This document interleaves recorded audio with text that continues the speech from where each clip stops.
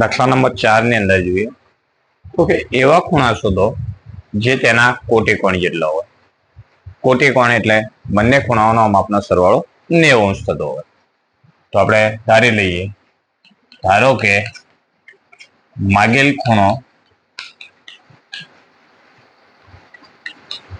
x અંશ છે, માટે કોટિકોણનું માપ પણ કેટલું થાય? x અંશ થાય. કેમ? તો કે બંને સરખા હોય એવું રકમમાં કીધેલું છે, માટે તેના કોટિકોણ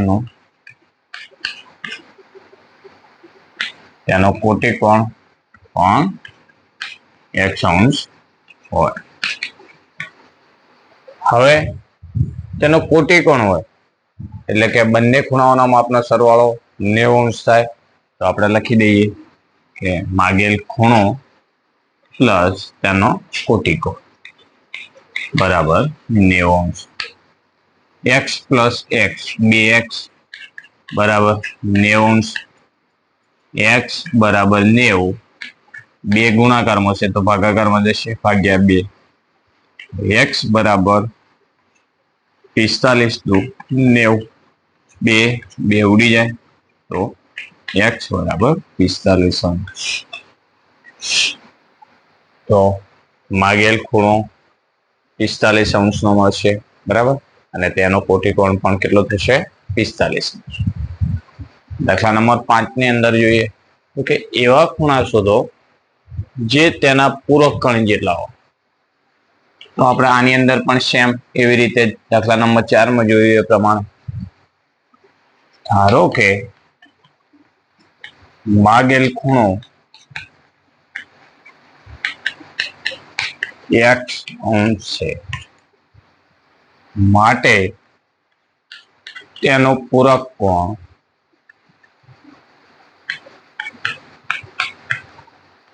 પણ x અંશ હોય. માગેલ ખૂણો x અંશ હોય તો તેનો પૂરક કોણ પણ x અંશ હોય, એટલે કે બંને ખૂણા સરખા છે. તો બંને ખૂણાઓના માપનો સરવાળો કેટલો થાય? 180 અંશ. તો આપણે લખી દઈએ 180 અંશ. x વત્તા x 2x વત્તા 180 અંશ. x બરાબર 180 ભાગ્યા 2. તો x ની કિંમત શું મળશે? 90. તો માગેલ ખૂણો કેટલા અંશનો હશે? 90 અંશ. અને તેનો કોટિકોણ પણ પૂરક કોણ પણ 90 અંશનો હશે. હવે દાખલા નંબર 6 ની અંદર જોઈએ તો કે બાજુમાં આપેલી આકૃતિમાં કોણ 1 અને કોણ 2 પૂરક કોણ છે. કે કોણ 1 અને 2 બંને પૂરક કોણ છે. જો કોણ 1 ઘટાડવામાં આવે તો કોણ 2 માં કયો ફેરફાર થવો જોઈએ કે જેથી તે બંને પૂરક કોણ જ રહે? એટલે કે બંને પૂરક કોણ જ થાય. તો પૂરક કોણ હોય તો કોણ A વત્તા કોણ 2 બરાબર 180 અંશ થાય, બરાબર. તો હવે આપણે શું કીધું છે કે 1 માં ઘટાડો કરવામાં આવે, 1 ઘટાડવામાં આવે તો 1 ઘટાડવામાં આવે તો 2 માં કયો ફેરફાર થવો જોઈએ કે જેથી તે બંને પૂરક કોણ જ રહે? તો 2 માં 1 માં ઘટાડો કરીએ તો બીજામાં વધારો થાય, બરાબર. આ જે છે વચ્ચેની લાઈન, તો અહીંયા 1 માં ઘટાડો કરીએ એટલે કે આ સાઈડ લઈએ, બરાબર. તો અહીંયા વધારો થવો જોઈએ, તો પૂરક કોણ થશે.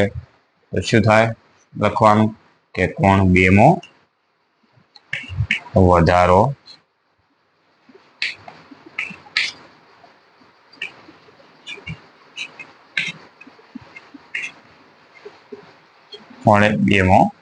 થવો. બસ. દાખલા નંબર 7 ની અંદર 2 ખૂણા પૂરક હોઈ શકે જો તે બંને લઘુકોણ હોય, ગુરુકોણ હોય, કાટકોણ ત્યારે પૂરક હોય છે. તો બંને ખૂણાઓના માપનો સરવાળો 180 અંશ થવો જોઈએ. ત્યારે પૂરક કોણ કહેવાય. લઘુકોણ, લઘુકોણ કોને કહેવાય? તો કે 0 અંશથી મોટો અને 90 અંશથી નાનો. તો જો તે બંને લઘુકોણ હોય તો થશે. લઘુકોણ હોય તો કે ના થાય. કેમ ના થાય? તો કે તે બંનેનો સરવાળો 180 અંશ કરતા નાનો થશે. બરાબર. તો બે ખૂણાના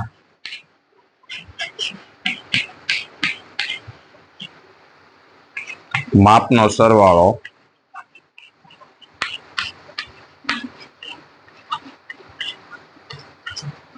180 અંશ કરતા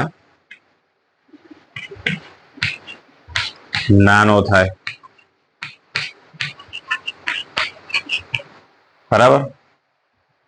તો આની અંદર પૂરક કોણ ના થાય. બરાબર. તો આપણે ના લખી દઈશું કે બે લઘુકોણ હોઈ શકે નહીં. હવે બે ગુરુકોણ હોઈ શકે. તો ગુરુકોણ એટલે જે બે ખૂણાઓના માપનો, એટલે કે જે ખૂણાનો 90 અંશ કરતા મોટો અને 180 અંશ કરતા નાનો હોય જે ખૂણો, તેને આપણે ગુરુકોણ કહેવાય છે. બરાબર. તો બે ખૂણા લેવાના છે. તો 90 અંશ કરતા મોટો, તો 90 અંશ કરતા મોટો હોય તો તમે વિચારી જુઓ 180 અંશ કરતા મોટું માપ થઈ જશે. બરાબર. કારણ કે બે ખૂણાઓનો સરવાળો કરીશું. તમે 90 અંશ કરતા મોટો એટલે 91 કરો તો પણ 91 બંનેનો સરવાળો શું થશે? 182 થઈ જાય. તો 180 કરતા વધી જાય છે. તો 180 અંશ કરતા વધી જાય તો પૂરક થાય નહીં. બરાબર. તો આપણે લખી દેવાનું કે બે ખૂણા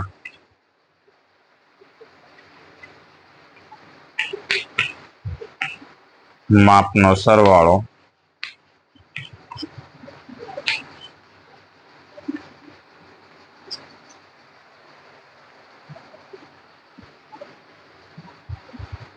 180 અંશ કરતા વધી જાય છે. માટે બે ગુરુકોણ હોઈ શકે નહીં. એટલે ના. હવે આપણને શું કીધું છે? કાટકોણ હોય.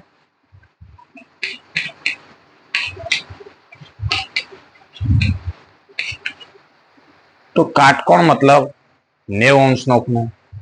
તો બે કાટકોણ હોય તો 90 વત્તા 90 180 થઈ જશે. બરાબર. તો આપણે પૂરક કોણમાં તો 180 અંશ થવું જોઈએ. તો આની અંદર શું આવશે? બે ખૂણાઓના માપનો સરવાળો